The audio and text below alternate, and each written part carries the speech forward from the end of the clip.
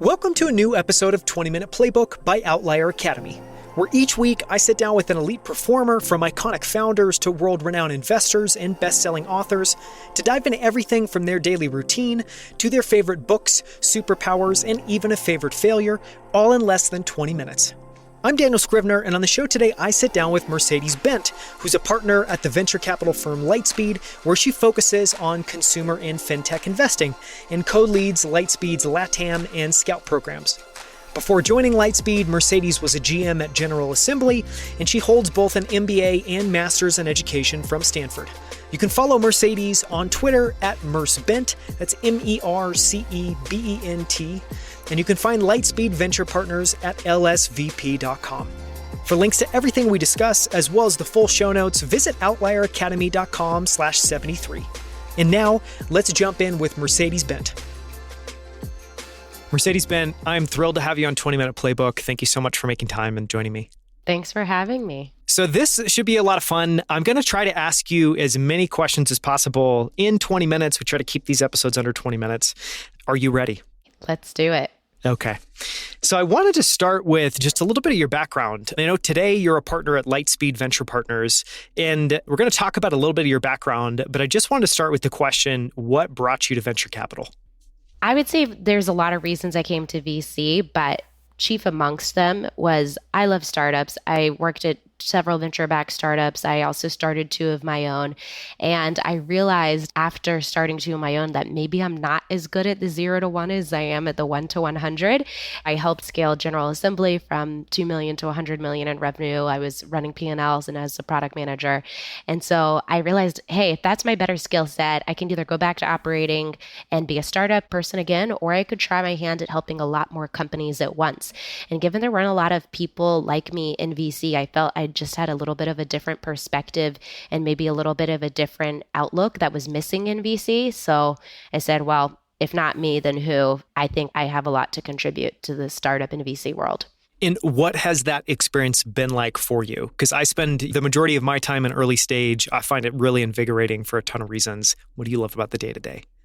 I love the period of, okay, you've just started to see the early signs of product market fit.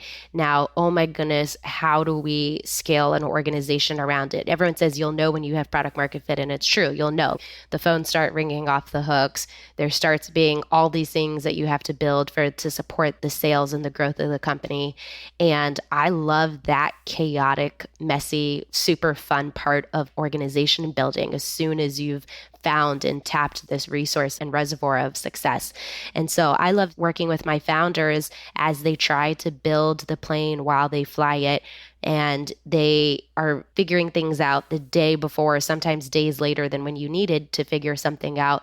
And so having someone who's been around the journey, who's done this a couple of times before, can be really helpful for those operating teams. I wish I had more of it back when I was operating. So I just love being able to be that person and say, oh, okay, you're dealing with OKRs and you've run into that issue where you realize that setting OKRs for engineers doesn't work well. I'm like, oh yeah, duh, I've run into that problem a billion times. Let's talk about it. Let's figure out some other alternative goal setting that can work for you. Yeah, I love that. I love the note you made there. I think for anyone that's been an operator before too, if you get into venture capital, you just have so much sympathy and empathy for what founders are going through and how challenging it is. And it's fun to be on the other side of the table when that happens because you can truly help. So we're going to go back to your background in a little bit, but I want to now head to kind of more of our typical questions. And one question we ask everyone is what you've been excited or fascinated about recently. So any recent fascinations, can be literally anything. Okay, well, as a VC, I have a lot of fascinations. So it's kind of like asking a VC, do they get excited by shiny candy, shiny objects? Yes, we all do. So I'm a consumer investor, and I'm always obsessed with what's driving pop culture, what's the current day's zeitgeist, and what is making people go out of their way to participate, sometimes paying exorbitant amounts to become part of history, to get involved and grasp those emotions of whatever is happening at the moment. And in the last year, we've seen a lot of these. I mean, we've seen retail investing in the meme stocks. We've seen crypto and NFTs. We've seen people just this past week buying the US Constitution. We saw gaming and metaverse with Travis Scott performing in Fortnite. Fortnite, on Epic Games, which we're an investor in. And I think there's just so many examples of these moments that reach this cultural tipping point. And I love paying attention to what are the undertones, what are the long groundswells, and what are the similarities between them all? Because actually, all of those things I talked about are very tied to one another. Ownership economy is driving them. The little guy being able to fight back against the institutions is driving a lot of this. The idea that social media is going from more of a asynchronous, this is how I appear and posture, to more of a, it's cool to be different. It's cool to be anonymous. It's cool to be a little more nerdy and to be more interactive and synchronous with people. All of those trends are across everything I just said. And so I love thinking through, wow, this is actually the changing nature of human psychology and how humans interact. So if you're kind of into anthropology and stuff, and you think about how do we get from the 1950s to people buying JPEGs of apes for $39 million, you have to watch all of these breadcrumbs as they converge. So that's been really fascinating me recently. Yeah, that's a fascinating overview and a great way to tie that together. Focusing on you for a second, this is one of my favorite questions, which is just around what do you think your superpowers are and how do you harness those and use those every single day? One of them is managing through uncertainty. That's something that served me really well when I worked at startups. It's what makes me love the chaos and what makes me love diving in. And even in VC, I know a lot of people say the VC job can be really difficult for someone starting out because of companies you could go after is enormous and huge, and you have to make sense of all of that. And for me, it's always been about the engineering mindset. I can take any big problem, make it really, really small. And so, okay, if I want to be, for example, just in VC, if I want to be a really successful VC in 20 years, and that's dependent on investments I make today, but I won't know the outcome of them for 10 years, what can I do to give myself shorter and shorter feedback cycles? And how can I structure my strategy and my plan and my thoughts to be able to chunk it down to, okay, this is exactly what I need to be doing this quarter, this week, this day. And I kind of have it all in my head mapped out in a way that makes sense to me. It's probably a lot of wrong stuff, but that managing through uncertainty has always served me pretty well. Yeah, that's fascinating. And no one has brought that up yet. And even just hearing you talk through that, it makes complete sense. And it does seem like a superpower, especially in a chaotic, ever-changing environment like venture capital. On the flip side, what have you struggled with and how have you improved or worked around those things over time? So this can be stuff you just struggle with personally. It can be, I don't know, modes of working, anything there.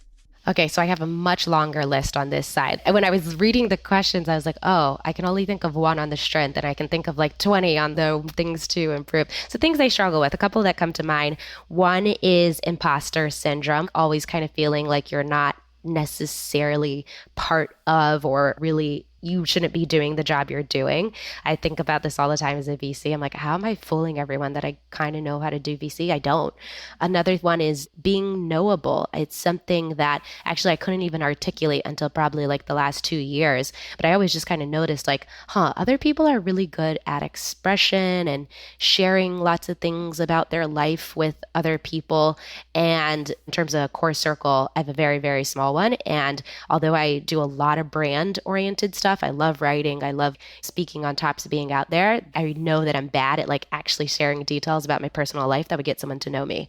And then what else? I mean, I think another thing I'm pretty bad at is keeping up with a wide network of people really consistently. Like, I do think that's a superpower some people have, but you'll meet these people, their connectional intelligence about, oh, this person, that person, here and there, and da-da-da-da. I mean, it's a skill as a VC that would be very useful.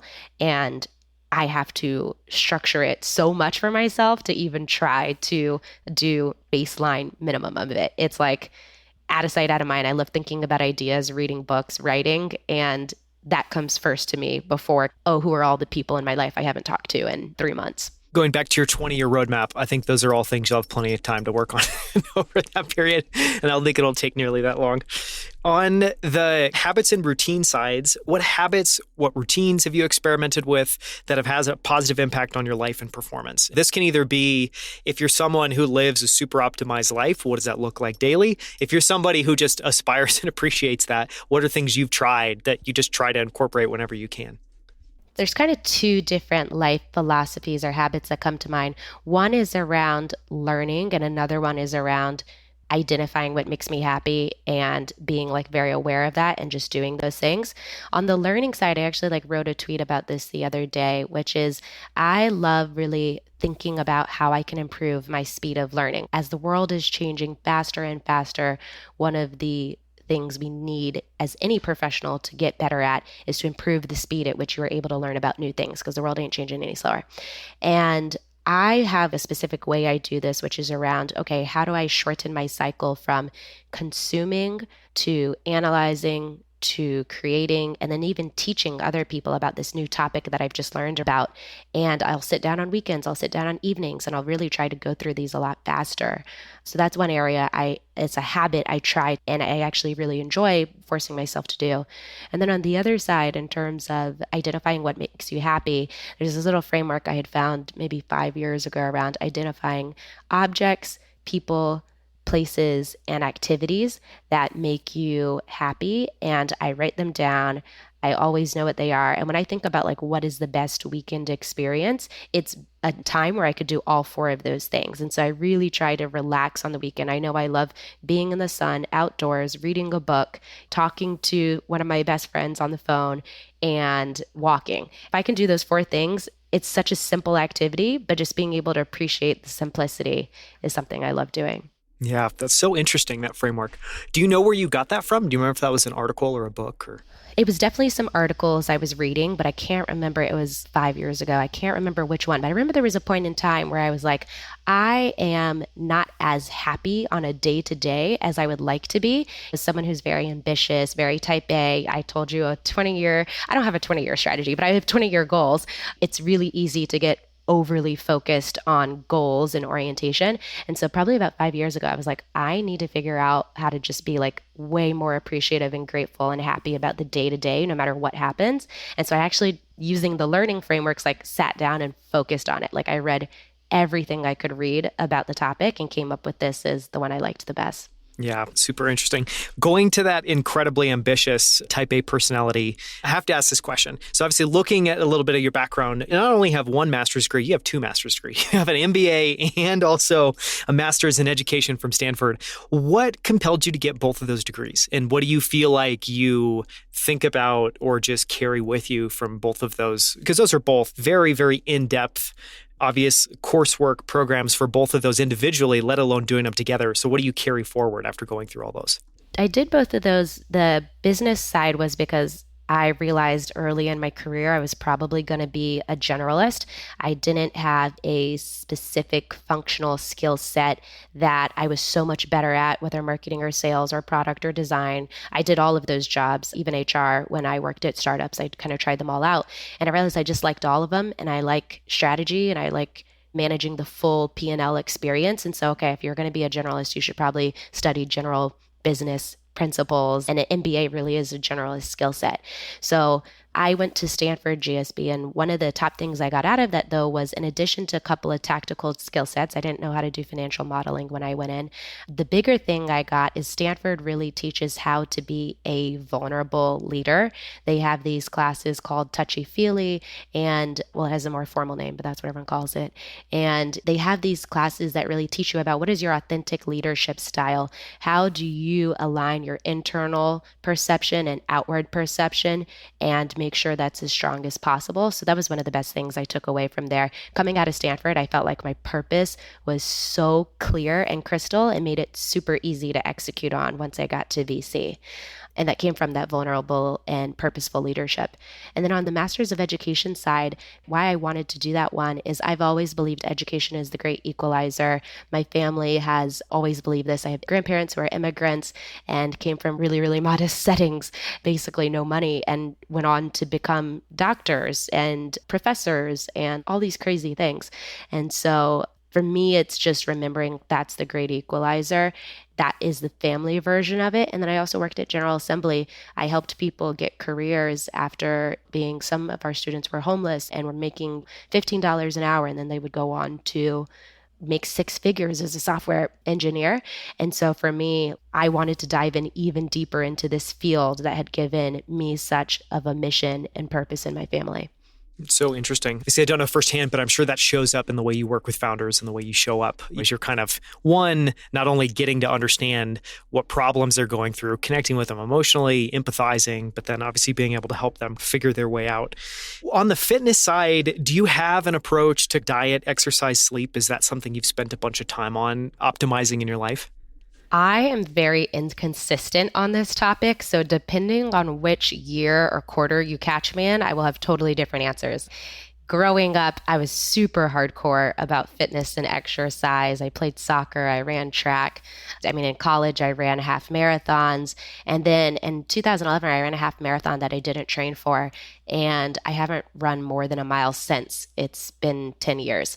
So some people know me as a super intense fitness person. Other people know me as like the lazy girl who never goes to the gym. And right now, the current line of thinking is like, having a portfolio of lots of different fitness activities and switching them up. So I have dance classes, I have Peloton and biking rides, I have this suit, EMS suit that like does pulses in my muscles. I do walking, I do a bunch of weightlifting and squats now.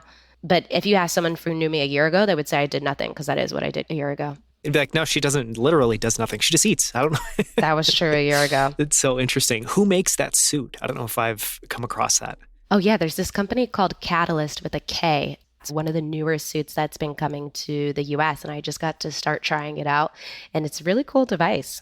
That's amazing. We'll find that link to it in the show notes.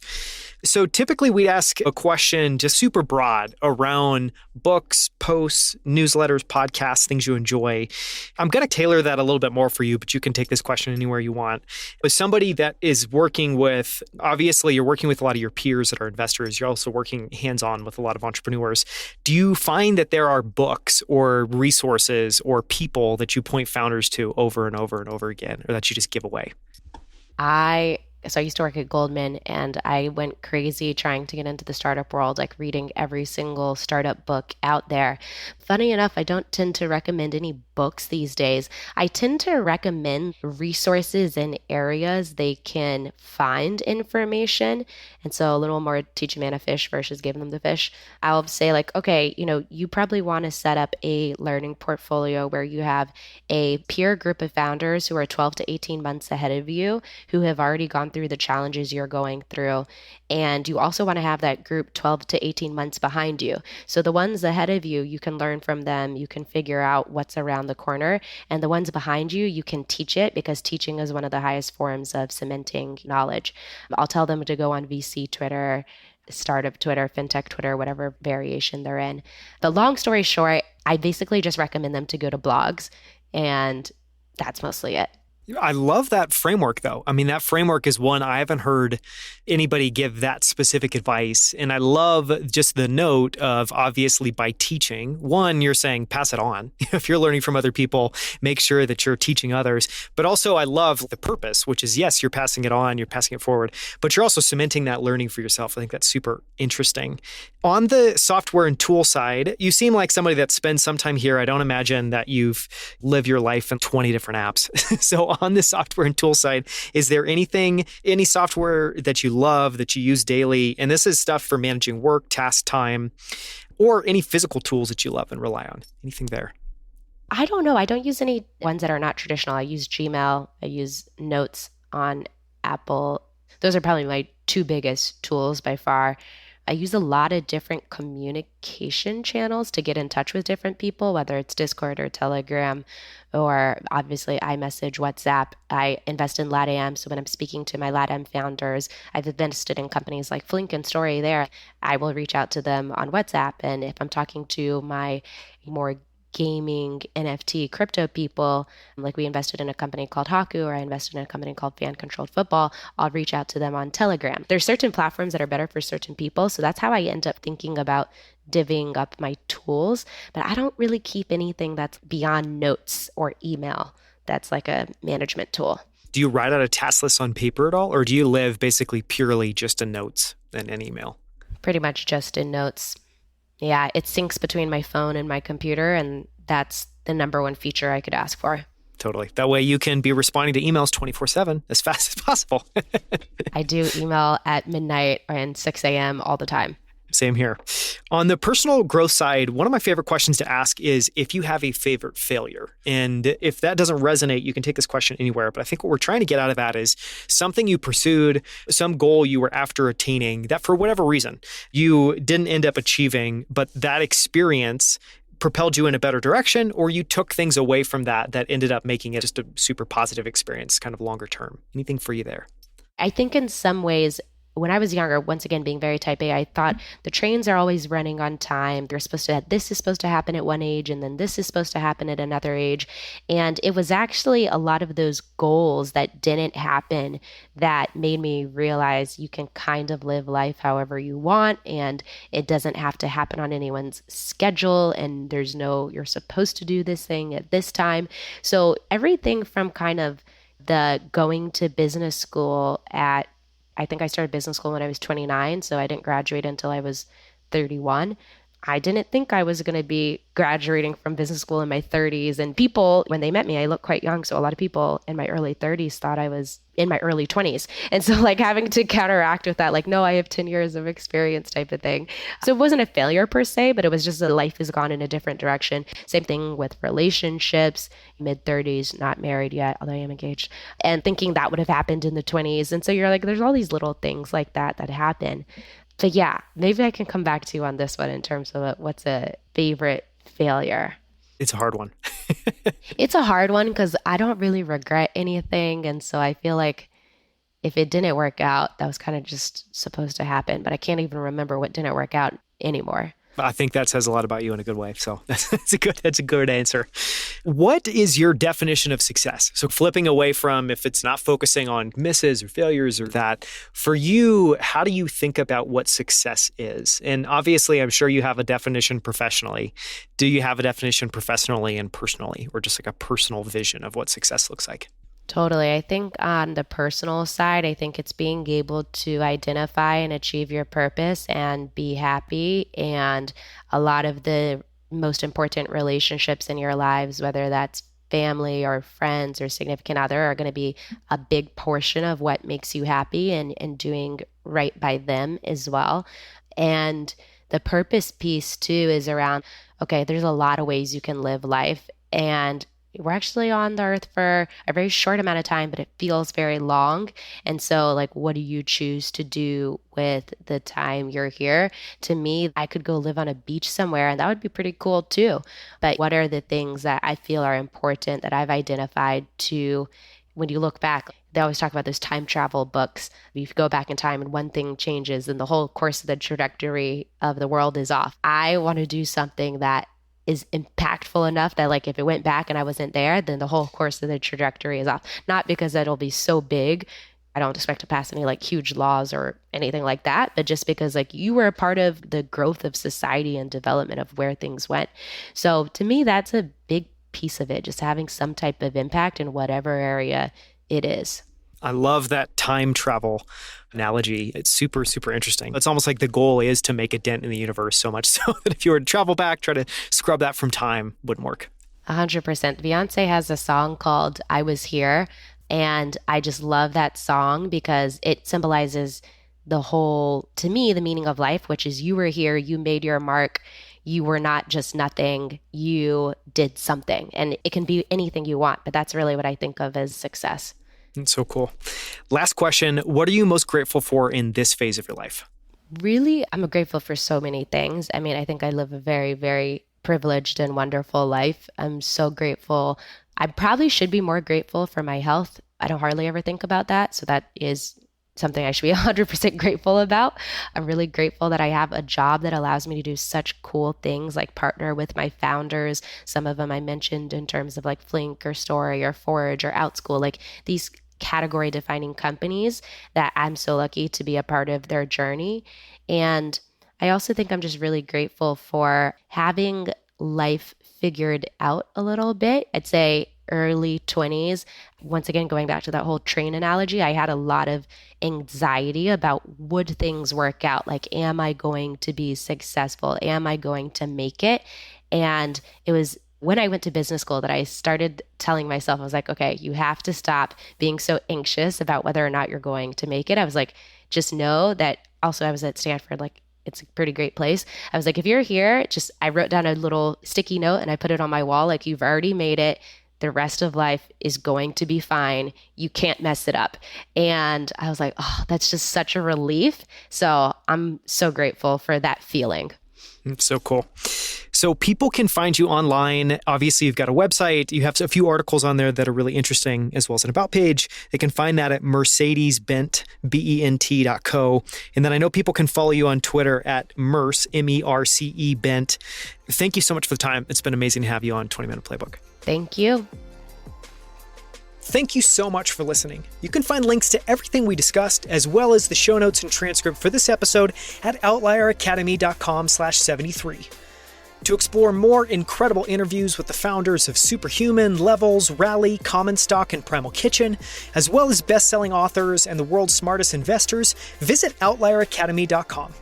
From our entire team at Outlier Academy, we hope you enjoyed the show. I hope to see you right here next week on 20-Minute Playbook.